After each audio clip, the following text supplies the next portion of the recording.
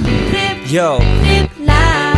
Trip, pakinggan nyo to. trip, bakit? Trip, Trip lang. trip lang. Halika na tara, madali lang talaga. Pangako pagkatapos humihinga ka, padali na pare magliliwanag na. Kung di ka sasabay, maiiwanan ka. Ang isip ay wag na gawin pang dalawa, dahil isa lang ito. Ang gusto lang naman ito ay maging masaya. Para di ka mabato ay iwasan mo kung pananatili sa isang lugar. Ibig ko sabihin ay huwag ka papasakop sa takot, huwag ka papasakop. Kapag nangate, di ka matito isipin mo. Hinipan sa lahat ng karanasan mo dito sa mundo. Bilang tao, gano'n pa rin hindi nagbago. Pinakamasaya yung di pinlano. Kasi pag